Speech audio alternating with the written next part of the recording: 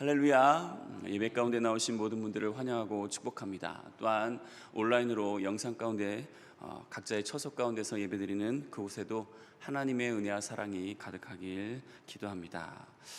우리는 희망을 노래하다라는 시리즈로 함께 말씀을 나누고 있습니다. 오늘은 에레미야 예가 3장 말씀을 통해서 함께 그 하나님께서 주시는 희망과 소망을 함께 살펴보며 또한 그것을 노래하며 우리의 삶 가운데 펼치길 소원합니다. 약 한 8, 9년 전에 집에 가려고 외출했다가 집에 가려고 지하철을 탔습니다. 그 지하철을 탔는데요, 그 당시에 그 지하철을 타면은 그 천장이든 외벽이든 다 이렇게 한 회사가 다 독점해서 그곳을 광고를 합니다. 그때 어느 통신사인지는 잘 모르겠는데 이러한 광고를 냈습니다. 살 빠지는 속도 2G, 살찌는 속도 LTE, 주말 오는 속도 2G, 주말 지나가는 속도 LTE, 월급 다가오는 속도 2G, 월급 빠져나가는 속도 LTE. 네, 그 당시만 해도 이제 2G에서 이제 3G로 넘어가면서 이제 LTE가 이렇게 활성화되었습니다. 참 굉장히 기발했고 딱 뭐라고 할까요? 보자마자 머릿속에 싹 각인되는 그런 카피 문구였습니다. 그런 것 같습니다. 우리의 살 빠지는 속도는 너무 느립니다. 그죠? 그렇지만 살뛰는 속도는 정말로 남다르죠. 또 주말 오는 속도도 너무 느리지만 주말 지나가는 속도도 너무나도 빠릅니다. 또한 우리의 월급은 정말로 다가오는 속도는 너무 느리지만 순식간에 들어오면 다 빠져나갑니다. 이 카피 문구에서 분명 속도를 얘기하고 있고 또 앞으로 점점점 빠른 세상이 될 것이다 라는 것을 중점적으로 얘기하고 있습니다. 그렇습니다. 이 당시보다 지금이 더 이제 5G가 나오면서 점점점 빠른 시대가 되었고 점점 모든 것이 초고속화 돼가고 있는 것이 지금 우리의 시대인 것 같습니다. 빠른 것이 대세가 된 세상이 되었고요. 또한 기다림이 조금은 어색해진 세상이 된 것이 우리의 현실인 것 같습니다. 그렇지만 분명히 이렇게 빠른 것, 분명히 추구해야 할 곳에서는 추구해야 합니다. 빨리 해야 할 것은 빨리 해야죠. 그렇지만 빠름이 무조건 대세는 아닌 것 같습니다. 그리고 또한 기다림이 어색해졌다라고 표현을 했는데 또한 기다림이 분명히 있어야 할 때가 있는 것 같습니다. 우리는 무엇을 기다리고 또한 어떠한 모습으로 그것을 참고 인내하며 나아가고 있는지 오늘 말씀을 통해서 한번 우리가 살펴보길 소원합니다. 에레미야 예가의 배경을 잠깐 나누자면요, 우리가 지난번에 묵상했던 그 예레미야서의 배경입니다. 바로 남북이 나눠져 있던, 이스라엘과 유다로 나눠져 있던 그때에 이미 이스라엘은 아수르의 멸망을 당했고, 그리고 BC 586년에 이제 바벨론에 의해서 남유다가 멸망을 당하게 됩니다. 성전은 다 회파됩니다. 성전 안에 있던 모든 기물들은 다 빼앗깁니다. 그리고 백성들은 포로로 잡혀갑니다. 또한 그 당시 남아있던 그들에게 또 말할 수 없는 고통이 찾아오는데요, 바로 가뭄과 기근이 계속되었습니다. 이 가뭄과 기근으로 굶어 죽어가는 사람이 길바닥에 질비하게 널려져 있고요, 또 심지어 자기가 낳은 아이를 굶지 않으려고 그 배고픔에 아이를 잡아 삶아 먹습니다. 이러한 끔찍한 일들이 그 당시에 펼쳐졌습니다. 바벨론 군인들이 와서 여인들의 배를 가르고 어린 아이들을 무참히 죽였습니다. 남녀노소 가리지 않고 칼로 다 모조리 죽여버렸습니다. 바로 이 에레미야 예가의 배경이 바로 이러한 시대였습니다. 얼마나 애통하고 얼마나 참담하고 얼마나 아픈 시대였는지를 우리가 너무나도 잘 알고 있습니다. 이렇듯 에레미야 예가의 전체적인 분위기는 비극적이고 우울합니다. 그런데 에레미야는 자신에게 소망이 있다고 말하면서 오늘 말씀에서 자신 스스로 분위기를 바꾸는 것을 우리는 보게 됩니다. 예레미야가 무엇을 발견했기에 이 분위기가 전환되고 있는지 한번 살펴보려고 합니다. 먼저 우리 19절과 20절을 한번 읽겠습니다. 시작. 내 고초와 재난 곧 쑥과 담즙을 기억하소서. 내 마음이 그것을 기억하고 내가 낙심이 되오나. 내 고초와 재난 곧 쑥과 담즙이란 바로 앞에서 서두에서 설명드렸던 그 예루살렘의 멸망과 그들의 현실과 그 죽음과 그 아픔을 바로 말하고 있습니다. 예레미야는 그것을 기억하소서라고 호소하는 동시에 자신이 그것을 기억할 때마다 낙심이 된다라고 말합니다. 이런 현실 가운데서 누가 소망을 찾고 누가 희망을 노래하겠습니까?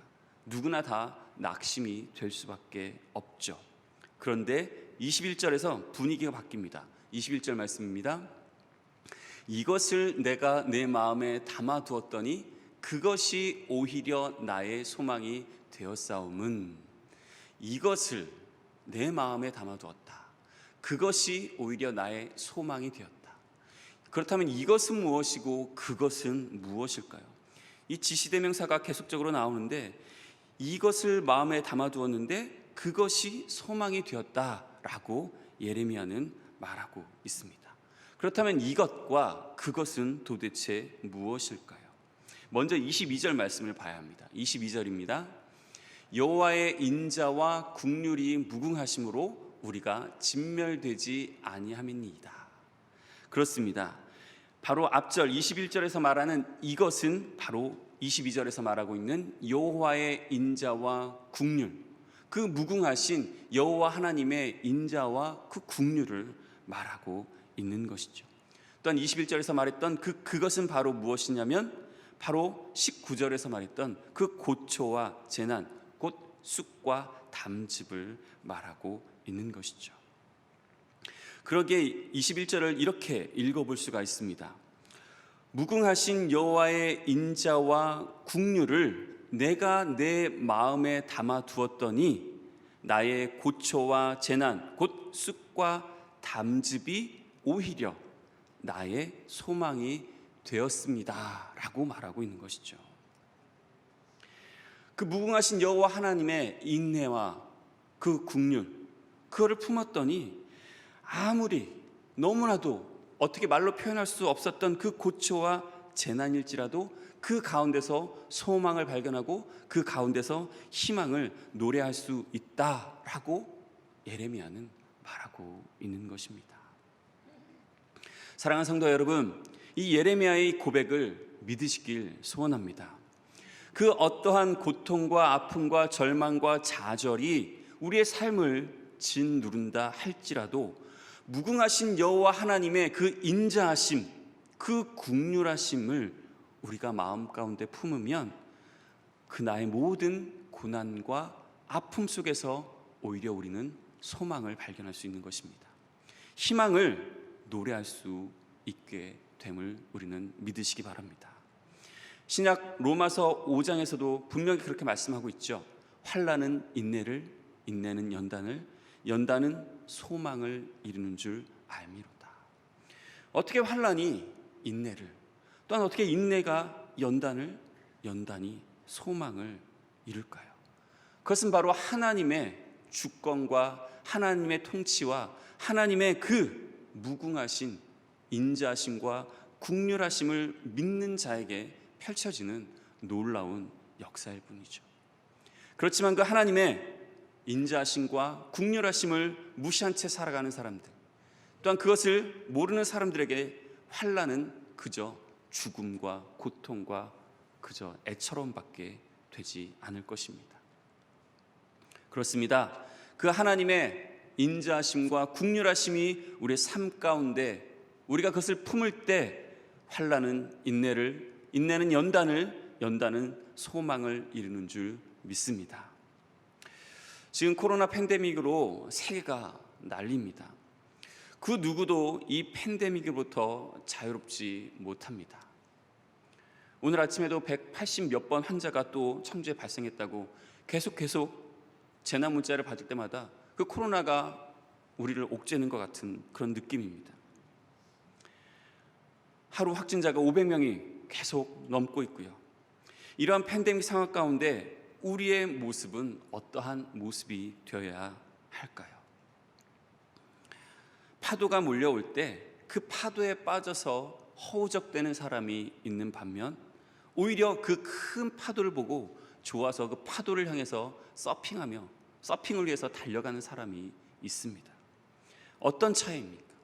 똑같은 파도를 보고서, 똑같은 파도를 경험하고서 왜 누구는 허우적대고 누구는 죽겠다고 살려달라고 하고 그 누구는 왜 그 파도를 요요히 서핑하며 다닐까요? 바로 우리의 삶 가운데 무엇을 바라보고 무엇을 마음 가운데 품냐에 따라서 그 파도에 허우적거릴 수밖에 없고, 또는 그 파도를 서핑할 수 있는 그 여유가 우리 가운데 생긴다는 것이죠. 여호와 하나님의 인자와 긍휼, 그것을 마음에 품고 믿고 확신하며 살아가는 자, 그렇지 못한 자의 삶의 모습은 분명히 다를 수밖에 없습니다. 삶의 자세와 태도와 고백, 이 모든 것들이 다 다를 수밖에 없는 것이죠. 어떠한 상황 속에서도 우리를 포기하지 않으시고 외면치 아니하시는 그 하나님의 인자와 긍휼하심이 그 어려운 상황 속에서 바로 우리가 붙잡아야 할 유일한 소망과 희망임을 확신하시고 굳건하게 그것을 붙드는 우리의 인생 되시길 주님의 이름으로 축복합니다. 그럴 때 무궁한 그 하나님의 인자심과 긍휼로 우리에게 닥쳐진 그 고난, 그 모든 상황을 넉넉히 이길 줄 믿습니다. 아멘. 그렇다면 그 소망을 발견한 예레미야는 하나님을 찬양하고 있습니다. 하나님의 성품을 외칩니다. 그는 무엇이라고 찬양합니까? 우리 23절 말씀입니다. 이것들이 아침마다 새로우니 주의 성실하심이 크시도소이다. 여기 또 지시대명사가 나옵니다. 이것들이, 여기서도 이것들이 무엇을 말할까요? 바로 앞절에서 말한 바로 무궁한 하나님의 인자하심과 그 긍휼을 가리키고 있습니다. 이 무궁한 하나님의 인자와 긍휼이 어떻다고 예레미야는 고백하고 있습니까? 아침마다 새롭다라고 고백합니다. 매일매일 빠짐없이 지속적으로 꾸준히 변함없이 아침마다 새롭다라고 말합니다. 그러기에 예레미야는 그 주님의, 그 하나님의 속성에 대해서 뭐라고 찬양하냐면 주의 성실하심이 크십니다 라고 고백하고 있는 것이죠. 우리가 여기서 잠깐 아침마다라는 이 단어를 주목해 보기를 원하는데요, 바로 예레미야의 현실 속으로 한번 들어가 보기를 원합니다. 아침마다 예레미야가 자고 깨어서 이 아침에 그 앞에 자신의 눈앞에 펼쳐지는 광경은 어떤 모습일까요? 새가 지저귀고 아침 햇살이 나무 사이에서 비치고 앞에는 시냇물이 졸졸졸 흐르고 가족들이 너무나도 평안하고 행복한 그런 모습일까요? 아닙니다. 서두에서 얘기했다시피 아침마다 예레미야가 바라본 광경은 시체가 질비하게 늘려져 있고 건물은 무너져 있고 불타 연기가 솔솔 흐르고 또 부모 잃은 아이가 엉엉 울고 있고 그 아픔과 너무나도 멸망과 폐허와 탄식과 원망과 밖에 없는 것이 바로 예레미야가 맞이했던 아침의 모습이었습니다. 멸망한 예루살렘에 몇 날 며칠 있어도 희망과 소망이 보이는 것이 아니라 아침마다 보이고 아침마다 들리는 것은 그저 폐허와 좌절과 탄식과 원망일 수밖에 없었습니다. 그럼에도 불구하고 예레미야는 뭐라고 고백하고 있습니까? 아침마다 그 무궁한 여호와의 인자와 긍휼이 새롭게 다가옵니다 라고 고백하고 있다는 사실입니다. 정말로 놀라운 고백일 수밖에 없습니다. 바로 우리 하나님이 이런 분이시기 때문에 그렇습니다. 우리에게 매일매일 새롭게 말씀하시며 결코 변함이 없으신 분이십니다.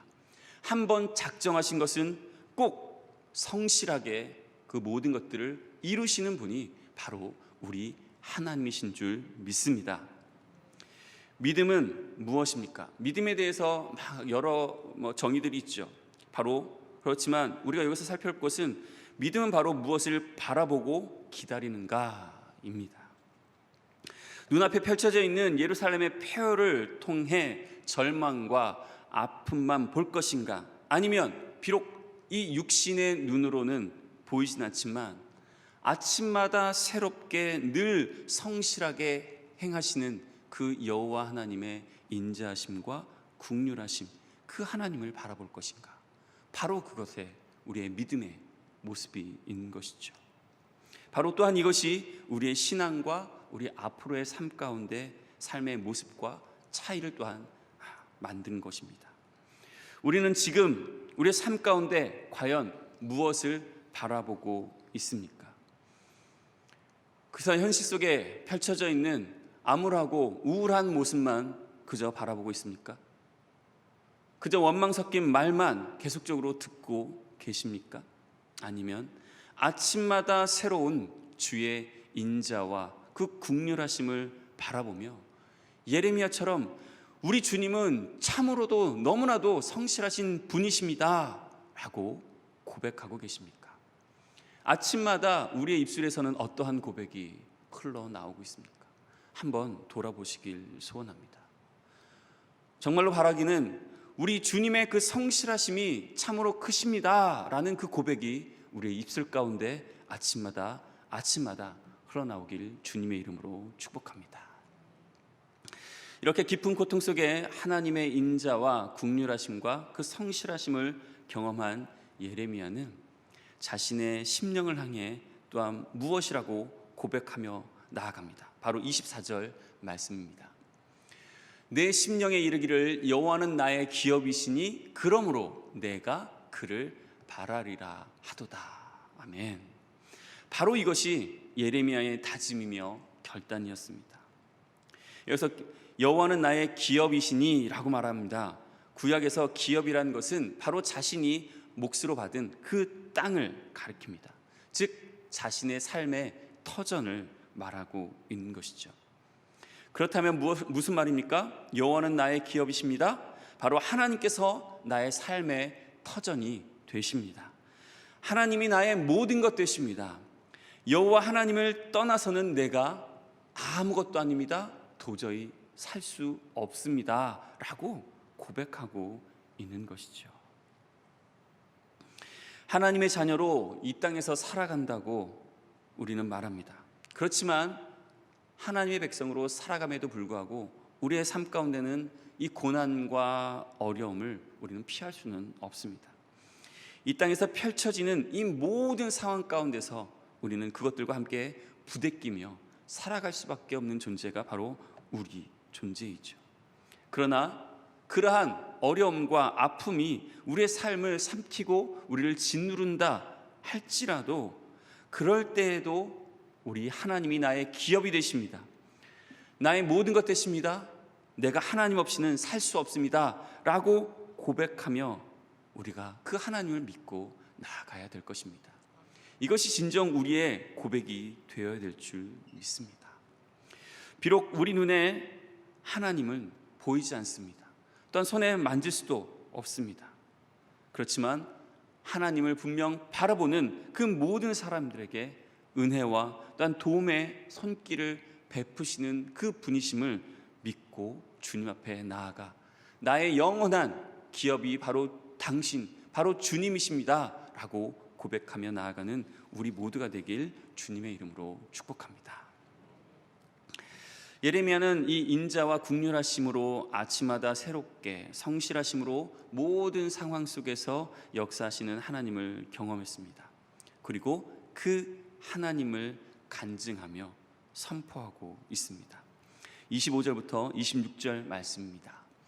기다리는 자들에게나 구하는 영혼들에게 여호와는 선하시도다. 사람이 여호와의 구원을 바라고 잠잠히 기다림이 좋도다. 아멘. 예레미야가 극심한 고난을 통해 결론적으로 깨달은 것이 무엇입니까? 바로 우리 하나님은 하나님을 기다리는 자들과 구하는 자들에게 선한 분이시다라는 것이죠. 그렇기 때문에 사람이 설령 큰 고난 속에 있더라도 여호와 하나님의 구원을 바라고 큰 은혜와 능력으로 구원해 주시기를 잠잠히 기다리는 것이 좋도다라고 말하고 고백하고 있는 것입니다. 예레미야가 경험한 하나님이 바로 우리의 하나님이신 줄 믿습니다. 우리 하나님은 정말 선하신 분이십니다. 무엇보다도 하나님을 기다리고 구하는 사람들에게 더욱더 선한 분이십니다. 그렇기 때문에 어떠한 고난이 닥쳐와도, 어떠한 어려움이 우리 삶 가운데 불어와도 오직 우리는 하나님만 붙들면 그 선하신 하나님께서 분명히 우리의 모든 것들을 인도하시고 함께하여 주실 줄 믿습니다. 이것이 바로 예레미야가 고백한 이 고백입니다. 그 어려움 상황 속에서, 힘든 상황 속에서 예레미야가 그저 절망 속에 좌절하고 그저 함몰되는 것이 아니라 오히려 그 속에서 정말로 그 폐허 속에서 꽃과 같이 피어난 그 소망을 붙잡으며 나아간 그 희망과 소망을 바로 예레미야는 발견한 것입니다. 지금 우리의 상황 가운데 함몰되지 마십시오. 잠잠히 여호와 하나님의 그 구원하심을 기다리십시오. 지금 상황만 보고 그저 단정하고 모든 것이 끝났다라고 말씀하지 마십시오. 분명히 우리 하나님께서는 우리가 보이지 않는 그 영역 가운데서 구원의 역사를 펼치시고 계십니다. 그러면 우리 선하신 하나님께서 분명 우리를 구원하여 주실 줄 믿습니다. 그런데 우리 하나님께서 원하시는 그 기다림에 대해서 우리가 한 번 더 생각을 해봐야 되는데요, 그 기다림은 그저 막연한 기다림이 결코 아닙니다. 그저 희망 고문과 같이 잘 될 거야, 조금만 더 기다려봐, 잘 될 거야, 할 수 있어, 조금만 더 기다려봐, 분명히 달라질 거야, 이러한 기다림이 결코 아닙니다. 우리 믿는 자들의 기다림 속에 분명히 있어야 할 것이 있습니다. 그것이 바로 무엇이냐면 바로 성실히 아침마다 새롭게 하시는 그 무궁하신 여호와 하나님의 인자하심, 그 말로 다 표현할 수 없는 그 사랑과 그 긍휼하심이 우리의 기다림 속에 있어야 된다는 것이죠. 붕어빵 속에 단팥이 들어있지 않으면 그것이 붕어빵의 역할을 할까요? 맛이 날까요? 그렇지 않습니다. 믿는 자의 기다림 속에 여호와 하나님의 그 인자심과 긍휼하심이 결코 빠져서는 안 된다고 계속적으로 예레미야는 말하고 있는 것이죠. 막연한 기다림이 아닌 바로 그 여호와의 인자하심과 그 긍휼하심을 확실하게 믿고 확신한 그 기다림 가운데 나아갈 때 우리는 이러한 상황 가운데 어렵고 힘들고 코로나가 우리를 짓누르고 우리의 모든 경제는 파탄이 나고 우리의 모든 상황이 어려워지고 우리의 예배는 점점점 위축되는 것 같고, 이러한 상황 속에서 바로 우리의 기다림 속에서 하나님의 은혜와 긍휼하심이 펼쳐진다라고 말씀하고 있는 것입니다. 기다리십시오. 여호와 하나님의 그 구원하심을 기다리십시오. 잠잠히 기다리십시오. 다시 말씀드립니다. 기다리실 때 결코 희망 고문과 같이 잘 될 거야, 막연한 그 기다림이 아니라 정말로 여호와 하나님의 그 무궁하신 인자하심, 그 헤세드, 그 사랑, 우리를 또한 불쌍히 여기시고 우리를 긍휼히 여기시는 그 하나님의 사랑과 긍휼하심을 붙들고 나아가시길 주님의 이름으로 축복합니다. 이러한 믿음으로 주님 앞에 담대히 나아갈 때 여호와 하나님께서 우리를 구원하시며 우리와 함께하여 주실 줄 믿습니다. 그럴 때 우리가 진정으로 희망의 그 노래를 부를 수 있을 것입니다. 희망을 그냥 희망이 섞인 노래를 부른다고 해서 우리가 희망의 노래를 부르는 것이 아니라 그 희망, 우리가 무엇을 바라보며 우리가 무엇을 생각하며 나아가느냐에 따라서 그 노래에 힘이 실릴 수 있고 또한 그 노래가 현실로 펼쳐질 수가 있다는 것이죠. 예레미야는 그것을 믿었기에 여호와의 인자하심과 국률하심을 붙들고 아침마다 늘 새롭게 성실하게 주시는 그 은혜와 그 사랑을 붙들며 나아갔을 때 예루살렘의 회복을 보고 또한 그 안에서 하나님의 역사하심을 보았음을 우리가 두 눈으로 분명히 살펴보고 또한 깨닫길 소원합니다. 말씀을 마치려 합니다. 우리가 분명히 바라봐야 할 것은 그저 막연한 희망이 아니라 또한 그저 희망 고문의 모습이 아니라 여호와 하나님의 인자하심, 그 국률하심을 바라보십시오. 아침마다 늘 새롭게 우리에게 부어주시는, 성실히 부어주시는 그 은혜와 그 사랑을 붙들며 하루하루 주님께서 주시는 그 소망 가운데 승리하며 나가는 우리의 인생이 되길 주님의 이름으로 축복합니다. 사랑의 주님, 감사합니다. 오늘 말씀을 통하여서 무궁하신 여호와 하나님의 그 인자하심과 그 국률하심을 갈망하는 자가 되게 하심에 감사합니다. 그러므로 매일 아침마다 새롭게 늘 성실히 우리의 삶 가운데 펼쳐주시는 그 하나님의 놀라운 은혜를 또한 맛보아 알 수 있게 하심에 감사합니다. 우리가 결코 그 모든 것들을 놓지 않게 하시고 잊지 않게 하시고 그 모든 것들을 끝까지 붙들어 여호와 하나님의 그 구원하심을 잠잠히 기다리는 우리의 인생 되도록 허락하여 주시길 간절히 기도하고 원합니다. 그럴 때 하나님의 그 놀라운 역사하심을 우리는 바라보며 하나님을 찬양할 것입니다. 하나님을 바라볼 것입니다. 하나님과 늘 함께할 것입니다. 주님, 교회와 나라를 위해서 기도했습니다. 주님, 우리 교회를 보호하여 주시고 지키시고 인도하시며 이 나라 가운데도 하나님의 놀라운 그 섭리 가운데 모든 것 하나하나 인도하여 주시길 간절히 소원합니다. 주님께 모든 것 의탁드립니다. 함께 하실 주님을 찬양하며 감사드리며 우리 구주 예수 그리스도의 이름으로 기도드립니다. 아멘.